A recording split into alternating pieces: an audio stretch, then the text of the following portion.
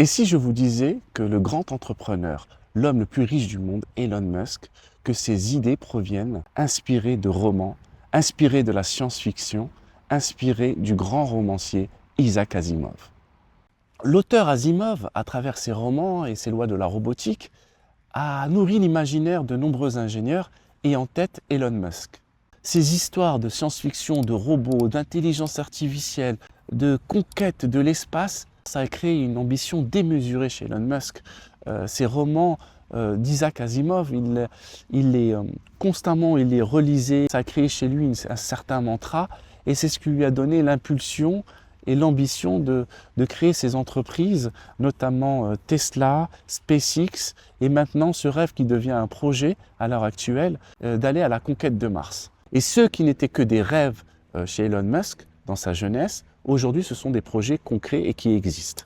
Ce qui est paradoxal, c'est que Asimov, à travers ses romans, il était aussi un lanceur d'alerte, car il montrait les dangers de l'intelligence artificielle, les dangers des robots, et aujourd'hui on est en plein dedans. Cette technologie, elle est là pour nous aider, mais en même temps, elle est en train de nous dépasser et ça commence à devenir hors de contrôle. Et c'est pas pour rien que je vous ai parlé de l'exemple du romancier Isaac Asimov qui a nourri l'imaginaire d'Elon Musk et qu'aujourd'hui Elon Musk fait des projets extraordinaires. Il est important que nos jeunes, que nos adolescents soient stimulés par des livres et qu'ils puissent nourrir leur imaginaire parce que quand l'imaginaire est bien nourri, je peux vous assurer que l'adolescent se construit intellectuellement, ce sera un acteur positif dans la société. Et je veux relever une inquiétude, c'est que ces grands entrepreneurs, ils ont des cash flows, ils ont énormément d'argent et leur idéologie, ils la scandent comme une religion, c'est-à-dire que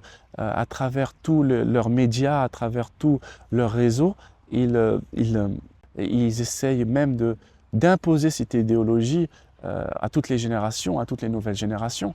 Et eux, ils ont une de leurs idéologies, c'est de tuer la mort.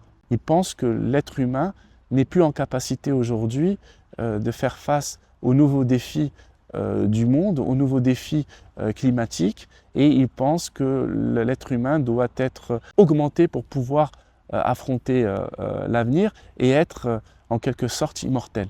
Et ça, c'est dangereux parce que quand on veut tuer la mort, on tue la vie. Donc ce sont des idées mortifères.